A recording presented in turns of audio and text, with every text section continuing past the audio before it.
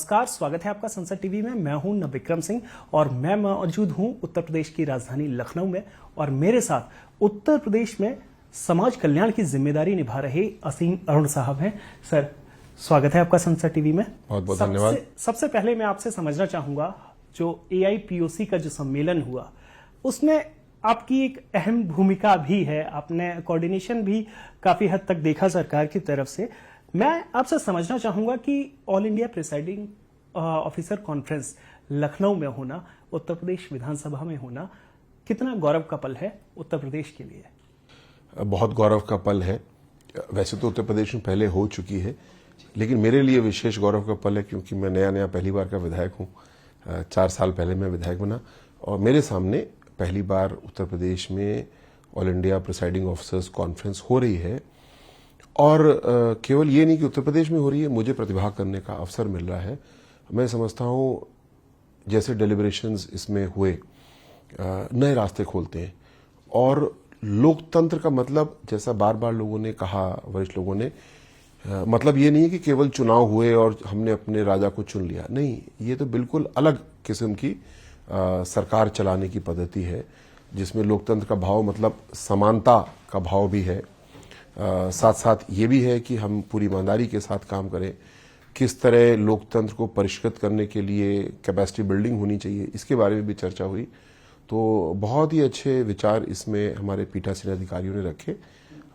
मुझे विश्वास है कि उस लिस्ट पे, टास्क लिस्ट पे काम होगा आदरणीय स्पीकर साहब श्री ओम बिरला जी के नेतृत्व में, और हम लोग अपने लोकतंत्र के प्रति बहुत गौरव महसूस करते हैं, लेकिन हमेशा इसकी जड़ें और गहरी हों, इसके वृक्ष की टहनियां और छाया दें, इसके लिए काम करें।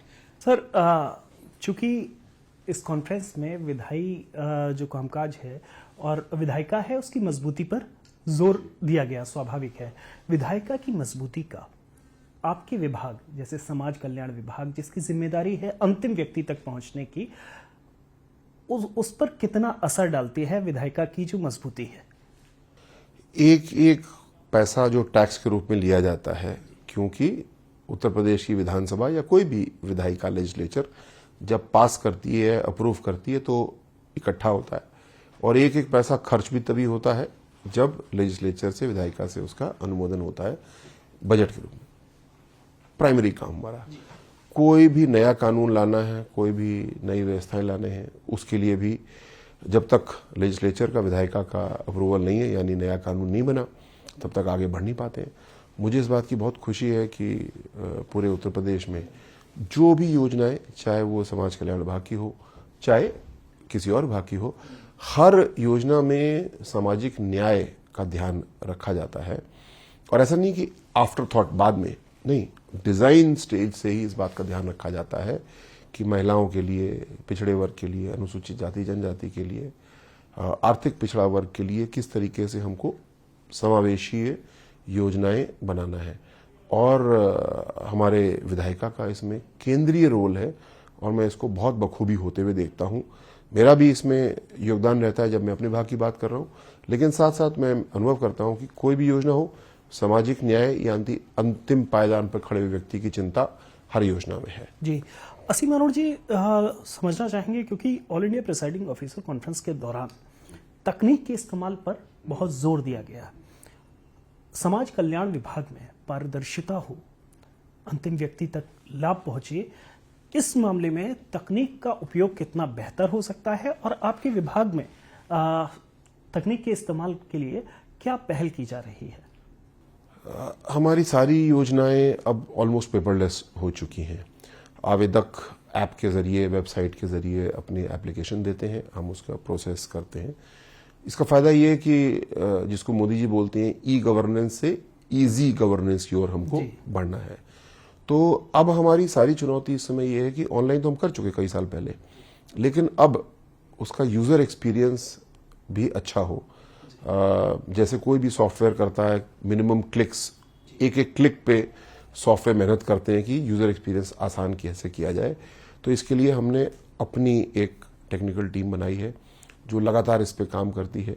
हमारे जो वर्तमान सॉफ्टवेयर हैं, पोर्टल हैं, उसको हम लोग इम्प्रूव कर रहे हैं और नए जो हमारी स्कीम्स हैं उनके नए सॉफ्टवेयर भी लेके आ रहे हैं। मोदी जी ने एक मंत्र दिया है जिसको बार बार मैं याद करता हूं, अपनी टीम को याद दिलाता हूं, रिफॉर्म, परफॉर्म एंड ट्रांसफॉर्म। कुछ जगह ऐसी हैं योजनाएं जहां पे रिफॉर्म यानी छोटे परिवर्तन करके हम परफॉर्म कर लेते हैं, लेकिन कुछ योजनाएं ऐसी हैं जहां पे ट्रांसफॉर्मेशन की जरूरत है। उदाहरण के तौर पे स्कॉलरशिप की योजना, जब हम पूछते हैं केंद्र सरकार से तो जनरली वो हमें बोलते हैं कि Uttar Pradesh best performance states में से एक है। लेकिन हमने जब स्वयं एक समीक्षा की, एक ट्रांसफॉर्मेशन टीम बनाई अपने विभाग के लोगों की, तो हमने पाया कि 9 प्रमुख समस्याएं इसमें हमें स्वयं दिखी। फिर हमने उन समस्याओं को सोशल मीडिया पर डाला, लोगों से बातचीत की, स्टेक होल्डर्स से कंसल्टेशन किए, तो वो 9 की 19 समस्याएं हो गई। अब हम लोग लगे उन 19 प्रमुख समस्याओं को हल करने के लिए।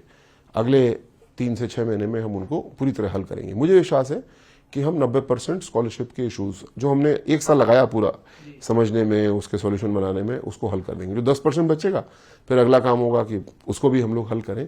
तो मुझे लगता है कि विकसित भारत का जो संकल्प मोदी जी का है उसके कई परिणाम होंगे, लेकिन उसका रास्ता केवल एक होगा, हम कितने सिस्टम बना पाते हैं, पारदर्शी, मजबूत, जवाबदेही बढ़ाने वाले, ईमानदारी लाने वाले सिस्टम्स, और उसी सिस्टम बिल्डिंग के लिए हम लोग काम कर रहे हैं। एक और सवाल उठता है कि उत्तर प्रदेश में जिस तरीके से हम देखते हैं आपके विभाग में, आपने स्कॉलरशिप का जिक्र किया कि काफ़ी बेहतर हुई है स्थिति। एक अभ्युदय कोचिंग के नाम से आपने नई पहल की, जो कि एक उदाहरण भी है। वो उस आइडिया के बारे में और उसके आगे की क्या योजना है उसके बारे में समझना चाहेंगे। जब कोविड की चुनौती आई तो आदरणीय मुख्यमंत्री जी योगी जी ने अनुभव किया कि ज़्यादातर प्राइवेट कोचिंग तुरंत ऑनलाइन हो गई, लेकिन जो कोचिंग सरकार चलाती थी, बच्चे घर चले गए, कोचिंग बंद हो गई।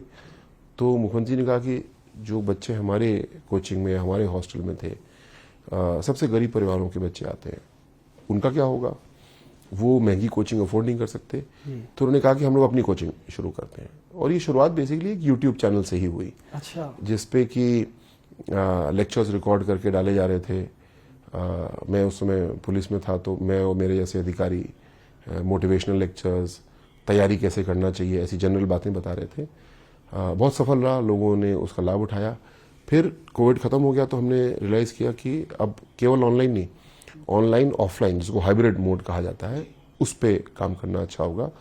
तो हमारी ऐसी ब्रिक एंड मोर्टार कोचिंग्स भी हैं, और उसमें ऑनलाइन भी पढ़ाई होती है, बच्चे फ्री में अपने घर पे पढ़ाई कर सकते हैं। सभी के लिए कोई जाति प्रतिबंध नहीं है, कोई आय का भी प्रतिबंध नहीं है, सब के लिए हमारी कोचिंग फ्री ऑफ कॉस्ट उपलब्ध है। रिजल्ट्स हमारे बहुत ही अच्छे हैं। भागीदारी भवन में जहां हम लोग बैठे हैं अभी, यहाँ भी पीसीएस मेंस की कोचिंग चलती है।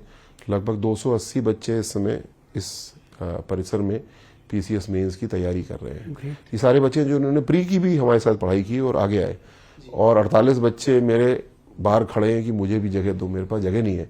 तो मैं एक जगह अभी नई और खोज रहा हूँ जिससे कि मैं बच्चों को वहाँ पे रखें, पढ़ाई करें। ये बात बड़ी महत्वपूर्ण है। योगी जी ने जो शुरू की उसको उन्होंने बहुत अच्छा फ्रेज यूज किया, चेन रिएक्शन। जो कोचिंग हम कराते हैं कोई नहीं करा सकता। क्यों? क्योंकि हमारे यहाँ वो बच्चे आगे पढ़ाते हैं जो अभी तक पिछले साल सिलेक्ट हुए, पिछले साल सिलेक्ट हुए। जो बच्चा सिलेक्ट हो जाता है, सरकारी सेवा में आ जाता है, वो प्राइवेट कोचिंग में आगे पढ़ाएगा नहीं। लेकिन ये सरकारी कोचिंग है, गरीब बच्चों के लिए है। यहाँ पे जो बच्चे एसडीएम बने, डिप्टी एसपी बने, आईएएस बने, वो आते हैं, वो पढ़ाते हैं।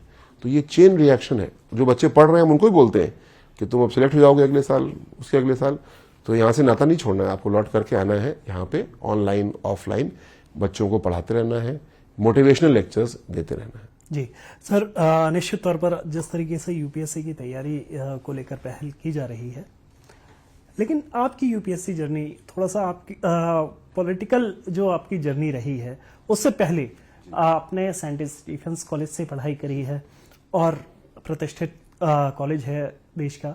उसके बाद आप आईपीएस हुए। जो पॉलिटिक्स में क्यों आए, ये जरूर समझना चाहेंगे, और क्या आप बेहतर अब कर पा रहे हैं समाज के लिए पॉलिटिक्स में आने के बाद? भारतीय जनता पार्टी की बहुत बड़ी शक्ति है कि बीजेपी एक मूल कैडर संगठन है जिससे लोग बढ़ते हैं, लेकिन उसके अलावा लैटरल एंट्री भी के लिए प्रयास करती है। मैं अकेला नहीं हूँ, मेरे जैसे बहुत से लोग हैं जो या तो सरकारी सेवा के अनुभव से आए हैं, बिजनेस, मीडिया, एनजीओ, वकील, डॉक्टर। भारतीय जनता पार्टी के ही जितने विधायक हैं उनमें से इस समय 18 विधायक डॉक्टर्स हैं, प्रैक्टिसिंग डॉक्टर्स हैं उत्तर प्रदेश में। तो लैटरल एंट्री क्यों है? क्योंकि हर व्यक्ति कोई ना कोई अनुभव लेकर के आता है, विविधता लेकर के भी आता है, और ये बीजेपी की बहुत बड़ी ताकत है। मैं भी उसी एक स्कीम का हिस्सा हूँ। मुझे भारतीय जनता पार्टी ने सुझाव दिया, मुझे थोड़ा संकोच लगा कि ये तो मैंने कभी सोचा नहीं, फिर जब गंभीरता सोचा तो मुझे लगा ये बड़ा रिस्की काम तो है, लेकिन अगर सफल हुए तो बहुत बड़ा योगदान करने का अवसर है। मैं आईपीएस ऑफिसर के रूप में बेसिकली प्रोजेक्ट मैनेजर था। अच्छा। बड़े प्रोजेक्ट हैंडल करता था, लेकिन प्रोजेक्ट मैनेजमेंट करता था। अब मैं पॉलिसी में करूं तो मेरे पास करीब 20 प्रोजेक्ट्स हैं और 20 प्रोजेक्ट मैनेजर हैं, तो मेरा काम अब और चुनौतीपूर्ण है। जो काम मैं करता था मुझे वो 20 लोगों से 20 फील्ड में कराना है, लेकिन उस प्रोजेक्ट मैनेजमेंट का अनुभव लाभ देता है।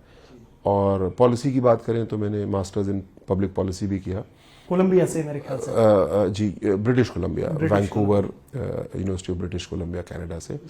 तो उस पढ़ाई का भी लाभ मिलता है कि पॉलिसी मेकिंग, जैसे मैंने बताया स्कॉलरशिप की पॉलिसी हमको 1 साल लगा, क्योंकि हमने एक प्रक्रिया अपनाई, बहुत कंसल्टेशंस किए, पर आज उस स्कीम के बारे में मेरी इन डेप्थ नॉलेज है, डीप डाइविंग की, लोगों से कंसल्टेशंस किए, तो अब कोई भी बात होती है तो मुझे पूरा फ्रेमवर्क पता है। क्योंकि मैं अगर 100 में से 80 फ्रेमवर्क पता करूँ, 20% में तो कम मारूँ, तो पॉलिसी तो गड़बड़ होगी ही।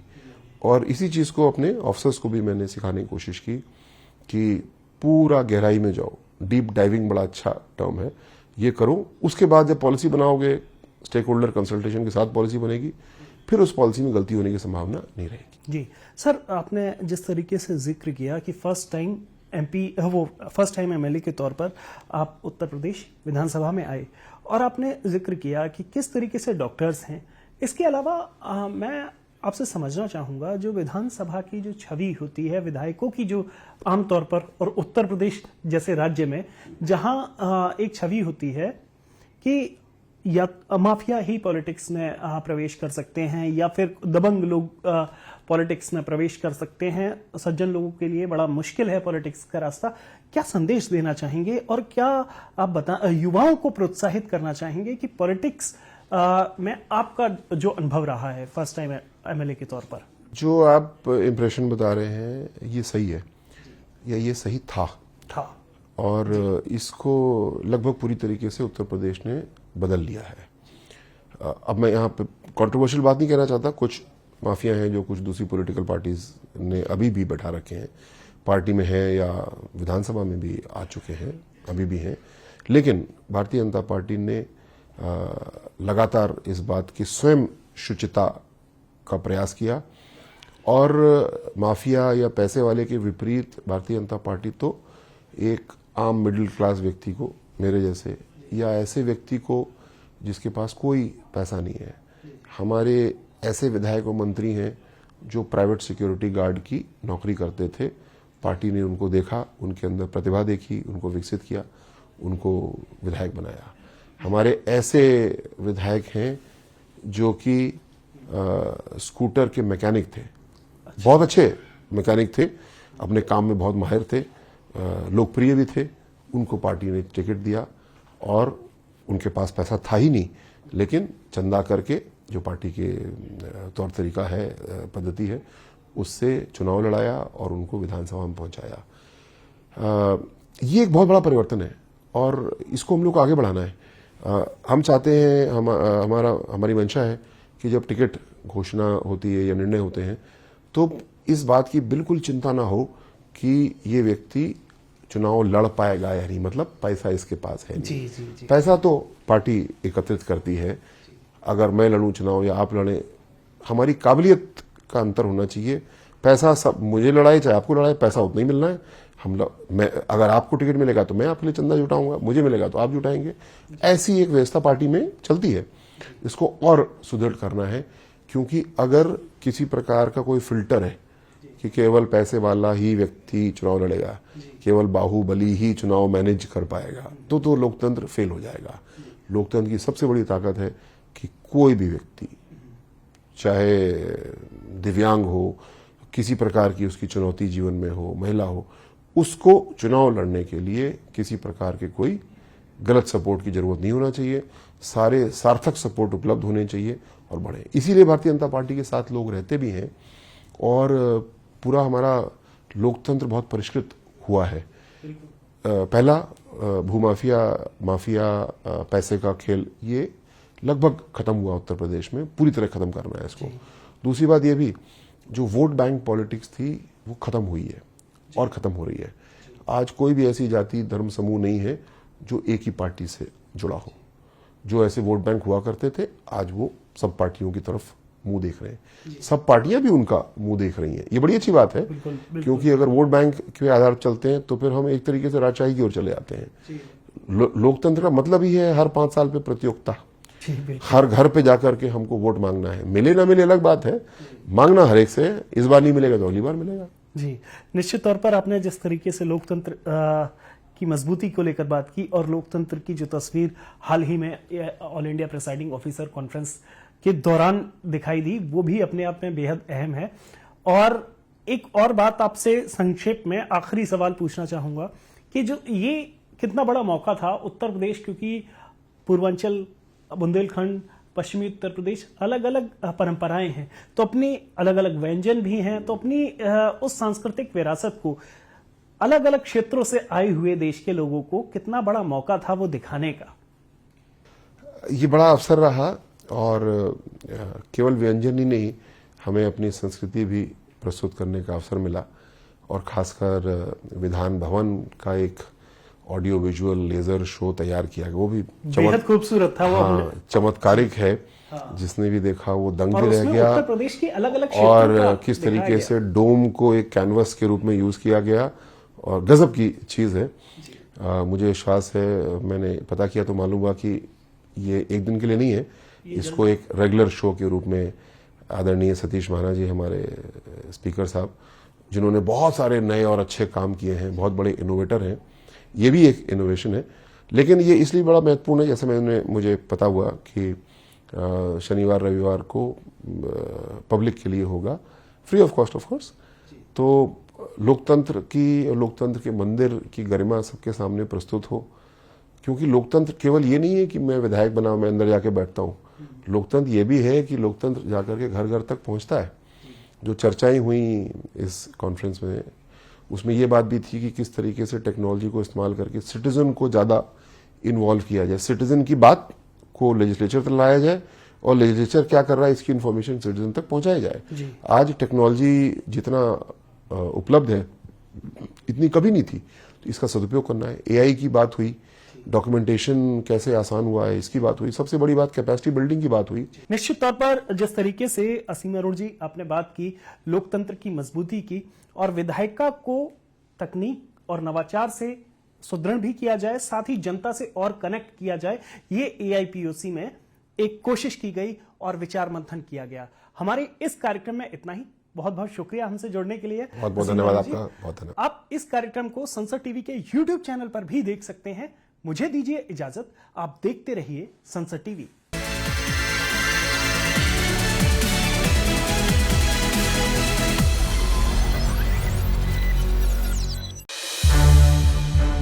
संसद टीवी के और भी प्रोग्राम्स देखने के लिए सब्सक्राइब करें हमारा यूट्यूब चैनल और हाँ, इन्हें लाइक और शेयर करना ना भूलें।